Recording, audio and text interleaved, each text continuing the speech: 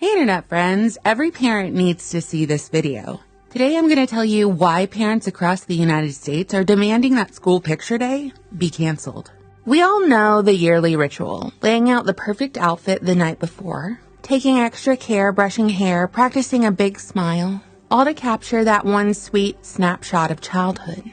But what if school picture day, a day we've normalized for generations, is feeding into something much darker? Revealed in the last batch of Epstein Files, these photos of your children, well, they don't just end up in Grandpa's wallet. The photos in their data, their names, ages, schools, they're all actually fed into a massive database run by LifeTouch, the company that photographs millions of American kids every year. And what if I told you that this LifeTouch company is owned by a web of billionaires, all tied to Jeffrey Epstein's inner circle? Jeffrey Epstein, the convicted sex trafficker who didn't kill himself, kept a black book of all the ruling class, the politicians, celebrities, and royals.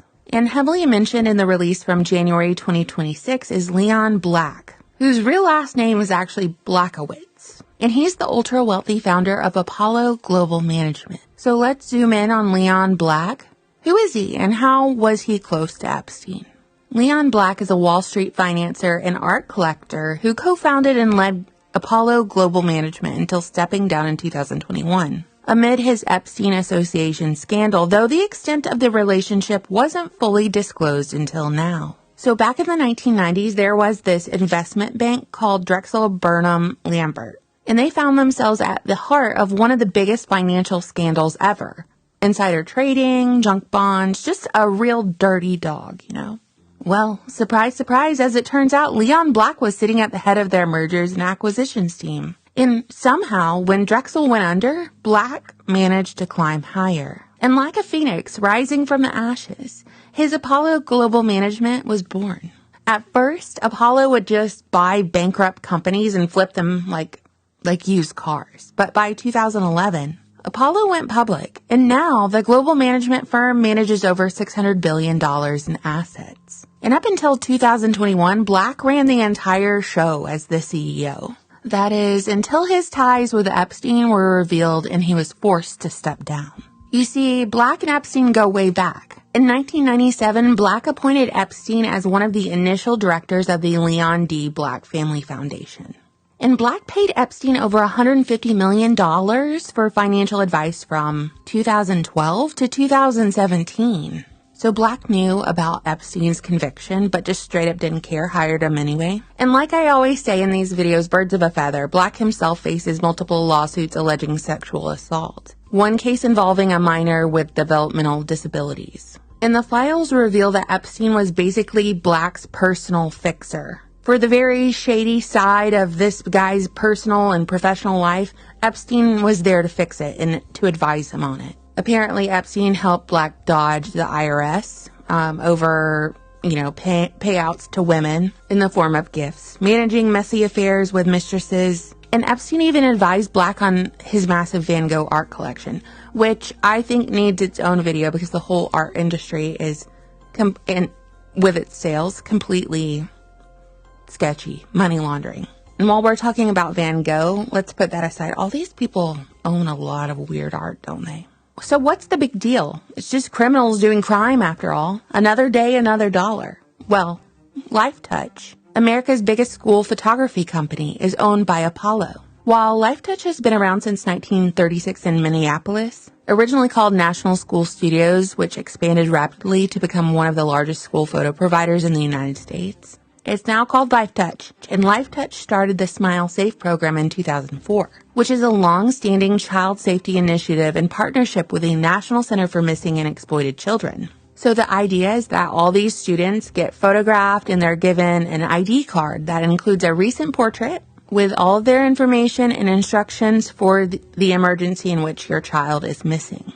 The other side of the coin is that LifeTouch stores images of your child and operates a 24/7 rapid response team to deliver current photos to law enforcement in missing child cases. Over 500 million cards have been distributed since 2004. Like I just briefly mentioned, LifeTouch has its own portal where it stores all the images of children along with their student information. ages, interests, and awards. And keep in mind, every parent should know that LifeTouch collects and retains student information whether or not families purchase their photos. Bottom line, they collect and retain photos and information about minors across the United States, whether you as a parent signed up for it or not.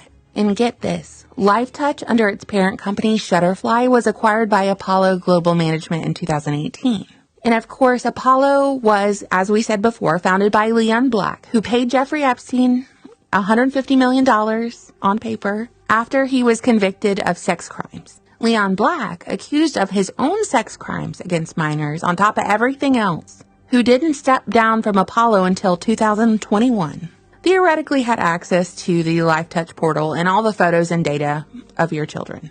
By the way, Shutterfly is this whole other can of worms because so many people upload their photos of their children, their families to Shutterfly, and it's where you can print them out and have them shipped to your address. What it boils down to is bad people having access to your children, their data, their info, their photos. And we're talking about government, schools, your tax dollars, hiring the companies of these bad people to take photos of your children and put them into a database. As a society, I think we've moved on from Pizzagate a little too quickly. This whole thing really reminds me of the Podesta emails and this one lady named Laura Silsby. Basically, Laura Silsby, along with New Life Children's Refuge, said they were going to establish this orphanage in the Dominican Republic after that really devastating Haitian earthquake back in 2010. You know, lots of children running around with dead parents. No oversight. Silsby and her group collected 33 children, 33 of course, aged 2 months to 12 years, from these villages in Haiti. Silsby and her whole group were trying to smuggle them out of there, trying to get them out of there. But there was one big problem.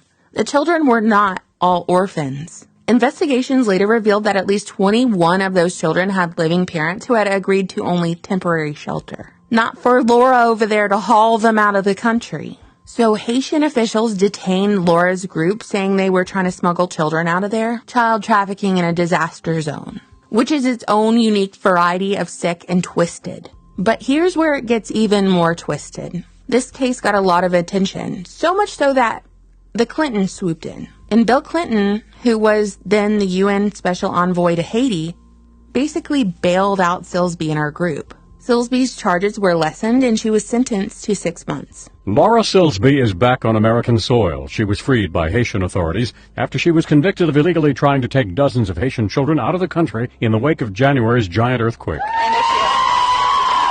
But wouldn't you know it, as soon as Silsby got back to the U.S., she changed her name and got a new gig in the emergency communications sector. She joined AlertSense, which is like a branch of Amber Alert, specializing in mass notification systems for public safety agencies when children go missing. Much like Predator Leon Black in charge of LifeTouch, a bad person with connections to child trafficking and child abuse, owning and managing a company that stores data and photos of minors.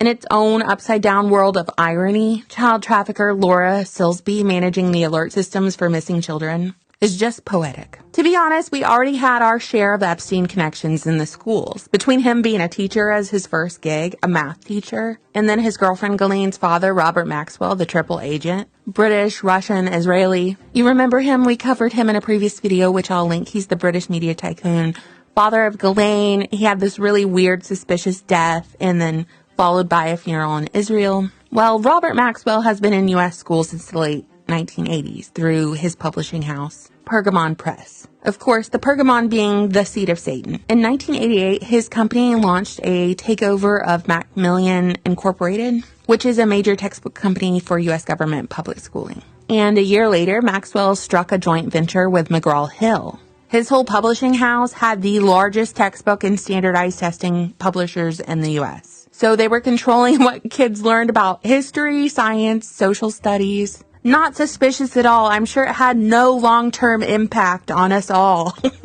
By the way, Leon Black's son, Benjamin Black, now works for the Trump administration as the CEO of the U.S. International Development Finance Corporation. At any rate, pedophile protector news agencies are saying that the parents are blowing all of this out of proportion. Once again, it's fake news. But me personally, I believe that parents are owed a level of transparency when it comes to what's happening to their children, their photos, their data, their faces, their future. especially when all of this falls into the hands of people who are literally being accused of child trafficking, abuse, and even, according to our politicians, cannibalism. This seems that it wasn't only the trafficking of young girls, as the narrative suggests, but there are code words that suggest Jeffrey Epstein and his associates could maybe even be engaging in some sort of consumption. Is that human consumption? Are there code words? What do you think, Internet friends? You know I always look forward to your comments. Thank you so much for watching, subscribing, supporting my channel on Patreon, and buying my book, The Deep State Encyclopedia. Bye.